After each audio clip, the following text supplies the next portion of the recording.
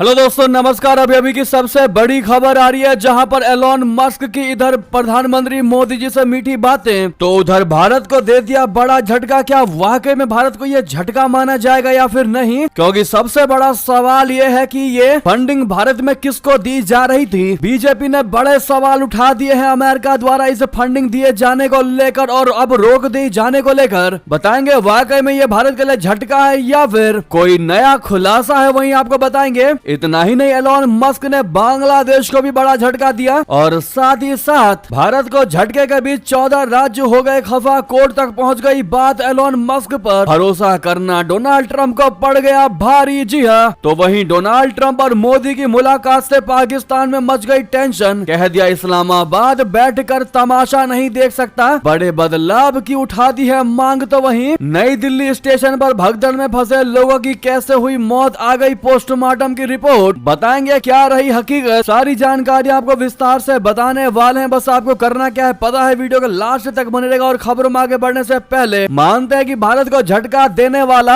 अब कोई देश बचा ही नहीं है, तो वीडियो को लाइक करके चैनल को सब्सक्राइब करके बेल आइकन दबा के कमेंट्स में जय हिंद अवश्य कहिएगा। बात कर लेते हैं पहली और सबसे बड़ी खबर की, जहां एलोन मस्क की इधर पीएम मोदी से मीठी बात है, तो उधर भारत को $22 मिलियन की फंडिंग पर लगा दी रोक। दोस्तों, बीजेपी ने उठा दिया बड़े सवाल। कहा यह चुनाव में बाहरी हस्तक्षेप के संकेत हैं। आखिर किसको हो रही थी मदद? बीजेपी को तो बिल्कुल भी नहीं, सत्ता पक्ष को तो बिल्कुल भी नहीं। बता दें, अमेरिका में डोनाल्ड ट्रंप प्रशासन में एलोन मस्क के नेतृत्व में चल रहे डॉज विभाग ने भारत की फंडिंग पर रोक लगा दिया। इसमें भारत में वोटिंग प्रतिशत बढ़ाने के लिए दी जाने वाली $21 मिलियन की मदद भी शामिल है। अब इस पर देश की राजनीति गर्म हो गई है। सत्ताधारी भारतीय जनता पार्टी ने इस पर अपनी तीखी प्रतिक्रिया देते हुए आरोप लगाया है कि यह फंडिंग भारत की चुनावी प्रक्रिया में बाहरी हस्तक्षेप है। साथ ही बीजेपी ने सवाल उठा दिया कि आखिर इससे किस पार्टी को मदद होती थी। भारतीय जनता पार्टी के नेता अमित मालवीय ने डोज के सोशल मीडिया पोस्ट को रीट्वीट करते हुए लिखा कि मतदान प्रतिशत बढ़ाने और राजनीतिक परिदृश्य को मजबूत करने के लिए $486 मिलियन,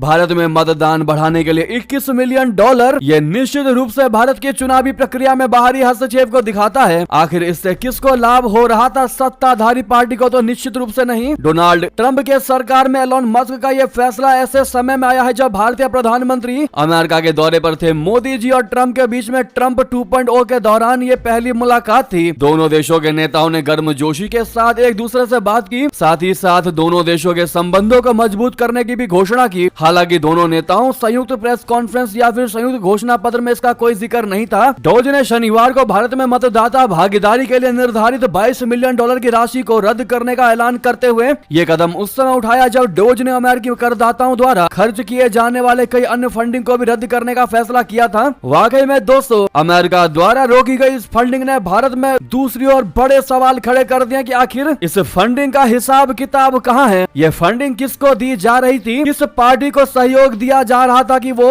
वोटिंग प्रतिशत को बढ़ा सके? क्योंकि सत्ताधारी पक्ष ने, बीजेपी ने तो क्लियरली मना कर दिया है कि हमको तो कोई फंडिंग नहीं मिली है। बाकी किसको ये फंडिंग दी गई इसकी अब जांच की जाएगी। वाकई में दोस्तों, भारत के सियासी महकमे में माहौल में एक गर्माहट ला दी है इस एलोन मस्क के फैसले ने। आपको बता दें, विभाग का ये फैसला सिर्फ भारत तक ही सीमित नहीं है दोस्तों, इसने कई अन्य देशों को भी निशाना बनाया है, जिसमें बांग्लादेश, लाइबेरिया, माली, नेपाल, दक्षिण अफ्रीका, कंबोडिया तक में रोक लगा दी है। गौरतलब है कि डोनाल्ड ट्रंप ने सरकारी खर्चे में कटौती के लिए एक नया विभाग बनाया है, डिपार्टमेंट ऑफ गवर्नमेंट इफिशियंसी यानी डोज, और यह विभाग अब चुन कर अमेरिकी सरकार के खर्चे में कटौती कर रहा है। जो अननेसेसरी खर्चे हैं उनको कम करने की कोशिश कर रहा है ताकि अमेरिकी सरकार का फंड बचा रहे, अननेसेसरी खर्चा ना हो। और इसी के तहत ये बड़ा फैसला लिया गया है जिसने भारत में सियासी भूचाल ला दिया है। दोस्तों, इस पर आपकी क्या राय है और आपके हिसाब से ये फंडिंग किसको मिल रही होगी? देखते हैं भारत की जनता की क्या है इस मुद्दे पर राय, और भारी मात्रा में इस वीडियो को शेयर करिएगा ताकि हर कोई अपनी राय रख सके। और सामने लाइक का बटन अभी तक आपने लाइक नहीं किया है तो इस बड़ी खबर के लिए लाइक जरूर कर दीजिएगा। आपको बता दें, भारत का जो ये फंडिंग रोका गया है वाकई में बड़े सवाल खड़े कर दे रहा है। लेकिन बांग्लादेश को लेकर जो ये फंडिंग रोकी गई है दोस्तों, इससे जितने भी कट्टरपंथी थे जिन्होंने हिंदू समुदाय पर हमले करवाए थे, शेख हसीना की गवर्नमेंट का तख्ता पलट करवाया था, मोहम्मद यूनुस को आगे बढ़ने के लिए प्रोत्साहन दिया था, वाकई में इस फंडिंग ने बांग्लादेश के मोहम्मद यूनुस को बहुत बड़ा झटका दिया है। इस फंडिंग को लेकर काफी विवाद हो रहा था और कहा यह जा रहा था कि बांग्लादेश में शेख हसीना सरकार के खिलाफ खिलाफ आंदोलन खड़ा करने में इसकी बहुत बड़ी भूमिका थी, क्योंकि पहले से ही ये देखा जा चुका है कि जो बाइडेन और मोहम्मद यूनुस के बीच में केमिस्ट्री बहुत अच्छी बन रही थी कुछ समय पहले, और इन दोनों के एक पिक्चर भी साथ में आए थे जो वाकई में ये दर्शाता है कि मोहम्मद यूनुस का काफी ज्यादा सपोर्ट किया था जो बाइडेन ने। अब ऐसे में मोहम्मद यूनुस की गवर्नमेंट का एक तरीके से हाथ काट कर रख दिया गया है। अब देखना ये होगा कि मोहम्मद यूनुस कैसे बांग्लादेश में भारत विरोधी एजेंडा चला पाते हैं, क्योंकि बांग्लादेश में विकास तो वो कुछ कर ही नहीं पा रहे और अब तो फंडिंग भी रुक गई है। और डोनाल्ड ट्रंप ने वैसे ही कह दिया है कि हमने बांग्लादेश को पीएम मोदी के ऊपर छोड़ रखा है, अब वो जो भी फैसला लेंगे, जैसा भी फैसला लेंगे, अमेरिका मोदी के साथ खड़ा है। अब दोस्तों वाकई में एक कहावत है कि बुराई के दिन ज्यादा दिन नहीं चलते, शायद यूनुस के दिन अब ज्यादा दिन नहीं रहने वाले। दोस्तों आपकी इस पर अब जो भी राय हो, लेकिन सामने लाइक का बटन जरूर दबाइएगा अगर आप भी चाहते हैं कि शेख हसीना की फिर से बांग्लादेश में वापसी होनी चाहिए तो, और Sheikh Hasina come back in comment में जरूर लिखिएगा। नेक्स्ट खबर की बात कर लेते हैं जहां पर तो उधर एलोन मस्क पर भरोसा करना ट्रंप को पड़ गया भारी, 14 राज्य हो गए खफा, कोर्ट तक पहुंच गई बात। जी हां, एलोन मस्क है अराजकता के एजेंट, टेस्ला सीईओ को मंत्री बनाए जाने से भड़के 14 अमेरिकी राज्य कर दिया केस। दोस्तों बता दें अमेरिका में राष्ट्रपति के चुनाव में एलोन मस्क ने डोनाल्ड ट्रंप को खुला सपोर्ट किया था। ट्रंप के राष्ट्रपति बनने के बाद एलोन मस्क को डोज का प्रमुख बनाया गया। हालांकि अब अमेरिका के 14 राज्यों ने एलोन मस्क की भूमिका को चुनौती देते हुए उनकी और राष्ट्रपति डोनाल्ड ट्रंप के खिलाफ मुकदमा दायर कर दिया। साथ ही कहा है कि एलोन मस्क की नियुक्ति अमेरिकी संविधान का उल्लंघन करती है। वॉशिंगटन डीसी की एक अदालत में इसको लेकर दायर की गई शिकायत में कहा गया है कि एलोन मस्क की नियुक्ति अमेरिकी संविधान का उल्लंघन है। इसके अलावा कहा गया है कि सरकार को उसके कर्मचारियों से वंचित करने और एक कलम के स्ट्रोक या माउस के एक क्लिक से पूरे विभाग को खत्म करने की मस्क की असीमित और अनियंत्रित शक्तियां। मुकदमे में यह भी कहा गया है कि लोकतंत्र के लिए एक अकेले अनिर्वाचित व्यक्ति के हाथों में राज्य की शक्ति के संचय से बड़ा कोई खतरा हो ही नहीं सकता। इसीलिए संविधान के नियुक्ति खंड में एलोन मस्क जैसे महत्वपूर्ण और व्यापक अधिकार वाले किसी व्यक्ति को राष्ट्रपति द्वारा औपचारिक रूप से नामित किए जाने और सीनेट द्वारा पुष्टि किए जाने की बात कही गई है। न्यू मैक्सिको के अलावा मुकदमे में भाग लेने वाले राज्यों में Arizona, California, Connecticut, Hawaii, Maryland, Massachusetts, Michigan, Minnesota, Nevada, Oregon, Rhode Island, Vermont और वॉशिंगटन शामिल है। नेवादा और वर्मोंट में रिपब्लिकन गवर्नर है। ये मस्क के खिलाफ डॉज प्रमुख के रूप में उनके पद को चुनौती देने वाला दूसरा मुकदमा है। जी हाँ, यानी कि दोस्तों इन 14 राज्यों ने एलोन मस्क की भूमिका को लेकर कड़ा विरोध किया है। उनका क्लियरली कहना है कि जब एलोन मस्क ने कोई चुनाव नहीं लड़ा, जब एलोन मस्क चुनाव में खड़े नहीं हुए, उनको वोटिंग नहीं दी गई, तो फिर उनको संविधान में पोस्ट कैसे दिया गया, एक ऑफिशियल सरकारी पोस्ट कैसे दिया गया। ये वाकई में अमेरिकी गवर्नमेंट के लिए और अमेरिका के लोगों के लिए बहुत बड़ा खतरा है। ऐसे में तुरंत प्रभाव से एलोन मस्क को निष्कासित किया जाना चाहिए। वाकई में दोस्तों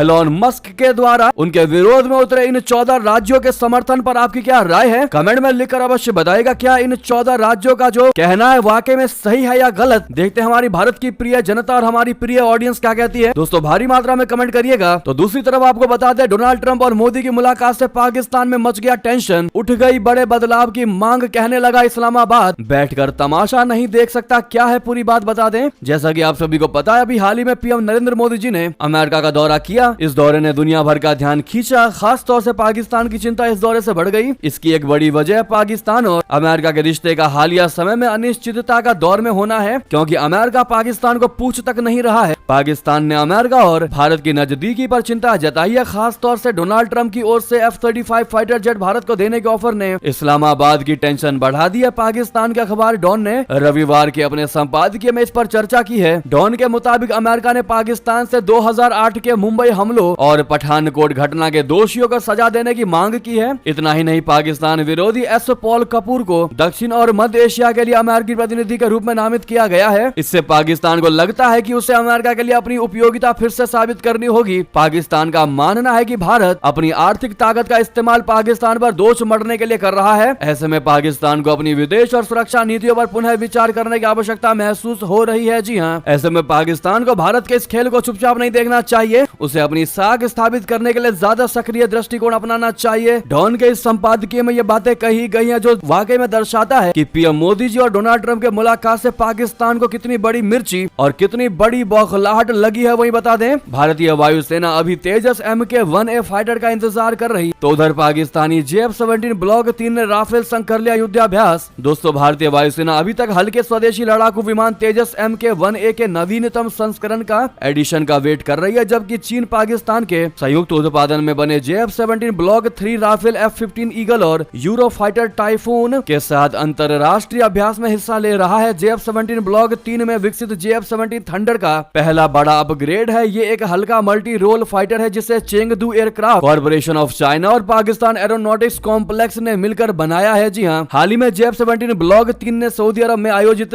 मल्टीनेशनल युद्ध अभ्यास विक्ट्री स्पीयर 2025 में भाग लिया। इस अभ्यास में सऊदी अरब ने F-15 EF-2000 और टॉर्नेडो विमान तैनात किए। बहरीन ने F-16, फ्रांस ने राफेल, पाकिस्तान ने JF-17, कतर ने EF-2000 और अमेरिका ने F-16 तैनात किए थे। जी हाँ, तो उधर आपको बताते जापान की इस धांसू पॉलिसी से झूमेगा हमारा बाजार, चीन से छुट्टी और भारत से प्यार। दरअसल महामारी के बाद जापानी कंपनियां भारत को अपने एक बेस के रूप में, एक आधार के रूप में देख रही हैं, क्योंकि वे चाइना पर निर्भरता कम करने के लिए अपनी मैन्युफैक्चरिंग और सप्लाई चेन में विविधता लाने के लिए China+1 पॉलिसी अपना रही है। वित्तीय परामर्श अब कंपनी डेलॉयट के विशेषज्ञों ने कहा है कि इस पॉलिसी में वैकल्पिक देशों में उत्पादन सुविधाएं स्थापित करना शामिल है, जिसमें भारत एक महत्वपूर्ण लाभार्थी के रूप में उभर रहा है। डेलॉयट जापान के मुख्य कार्यपालक अधिकारी बोले तो CEO केनिची किमुरा ने कहा कि कोविड के बाद जापानी कंपनियां China+ सप्लाई चेन रणनीतियों की सक्रियता से खोज रही है, जिसमें भारत एक प्रमुख गंतव्य के रूप में उभर रहा है। China+1 पॉलिसी के तहत जहां कुछ कंपनियां जापान लौट गई, वहीं अन्य भारत को न केवल एक मैन्युफैक्चरिंग सेंटर के रूप में देख रही हैं, बल्कि इसे पश्चिम एशिया और अफ्रीका जैसे हाई ग्रोथ वाले बाजारों के प्रवेश द्वार के रूप में भी देख रही हैं। जी हाँ, ऐसे में क्या वाकई में जापान की कंपनियों को भारत में अपना बाजार लगाना चाहिए? दोस्तों हाँ या ना में जवाब देना मत भूलिएगा आप लोग। तो उधर आपको बता दे, बांग्लादेश में मुजीबुर रहमान की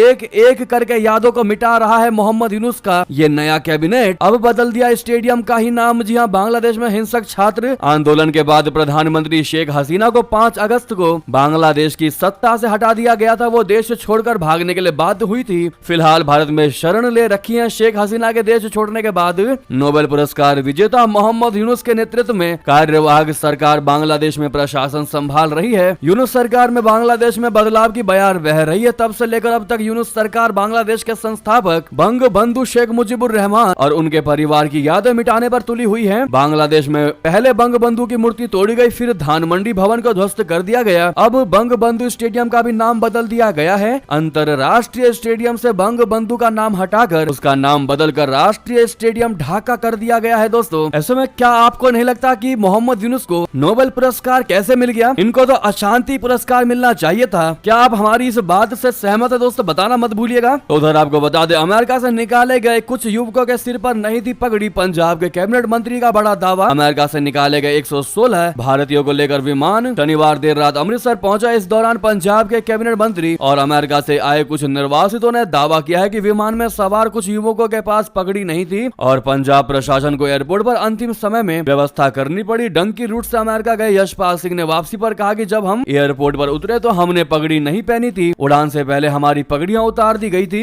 शिरोमणि गुरुद्वारा प्रबंधक समिति यानी SGPC ने हमें एक सिरोपा दिया, लेकिन वो काफी लंबा नहीं था क्योंकि इसका इस्तेमाल किसी को सम्मानित करने के लिए किया जाता है, ना कि सिर पर बांधने के लिए। इसलिए मैंने अपना सिर ढकने के लिए एक टोपी उधार ले ली। तो उधर आपको बता दें, डोनाल्ड ट्रंप की नई नीतियों से यूरोप में मच गई खलबली। यूक्रेन और जर्मनी के उड़े हो जेलेंस्की ने लगाई मदद की गुहार। दोस्तों अमेरिकी राष्ट्रपति डोनाल्ड ट्रंप के तहत वॉशिंगटन की नई नीतियों से खलबली को लेकर शनिवार को 2 शीर्ष यूरोपीय नेताओं ने अपना रुख खड़ा करते हुए आलोचना की है। यूक्रेन के राष्ट्रपति वोलोदिमीर जेलेंस्की ने यूरोप की सशस्त्र सेना के गठन का आग्रह किया है। अमेरिकी उपराष्ट्रपति JD वेंस के एक जर्मन दक्षिणपंथी नेता से मिलने के बाद जर्मनी के चांसलर ओलाफ शोल्ज ने अपने चुनाव में दखल देने को लेकर उनकी निंदा की। म्यूनिख सुरक्षा सम्मेलन के दूसरे दिन जेलेंस्की और शोल्ज के तीखे भाषण ट्रंप के फैसलों के परिणाम के रूप में सामने आए। ट्रंप के फैसलों की गूंज अमेरिका के साथ साथ यूरोप में भी सुनाई दे रही है, विशेष रूप से रशिया यूक्रेन युद्ध को समाप्त करने से जुड़ी उनकी उम्मीद और महाद्वीप के कथित सहयोगियों की सहायता करने की चाहत। तो दोस्तों वहीं आपको बता दें, नई दिल्ली स्टेशन पर भगदड़ में फंसे लोगों की कैसे हुई मौत, आ गई पोस्टमार्टम की रिपोर्ट। दरअसल नई दिल्ली रेलवे स्टेशन पर शनिवार की रात मची भगदड़ में 18 लोगों की मौत हो गई। इनमें 11 महिलाएं और 5 बच्चे शामिल थे। जानकारी के मुताबिक प्लेटफॉर्म अचानक इतनी भीड़ बढ़ गई कि लोग दब गए। बाद में कई लोगों के शव लोगों की भीड़ में से निकाले गए। इस बीच जिन लोगों की मौत हुई उनमें से 5 लोगों की पोस्टमार्टम रिपोर्ट सामने आई है। रिपोर्ट्स के मुताबिक इन 5 की मौत ट्रॉमेटिक एस्फिक्सिया के चलते हुई है। अब आप कहेंगे ये ट्रॉमेटिक एस्फिक्सिया क्या होती है, तो आपको बता दें ये एक ऐसी स्थिति है जब किसी की छाती या पेट के ऊपरी हिस्से में जरूरत से ज्यादा दबाव की वजह से ऑक्सीजन या ब्लड सप्लाई रुक जाती है तो उनकी मौत हो जाती है। इससे आप अंदाजा लगा सकते हैं कि इनकी मौत भगदड़ में में जब लोग इनके ऊपर चढ़े होंगे तो इनकी सांसें रुक गई और इनकी मौत हुई है। जी हाँ, इसी बीच दोस्तों इस भगदड़ के बाद अयोध्या धाम और कैंट स्टेशन की भी सुरक्षा बढ़ा दी गई है। ये थी की सारी बड़ी खबरें। आपको खबर कैसे लगी कमेंट में बताना बिल्कुल मत भूलेगा। साथ ही साथ इस वीडियो को लाइक करके चैनल को सब्सक्राइब करके बेल आइकन दबा के कमेंट में जय हिंद अवश्य कह दीजिएगा। मिलते अगली बड़ी खबर में। यहाँ तक बने रहने के लिए आप सभी का बहुत बहुत धन्यवाद। जय हिंद, जय भारत।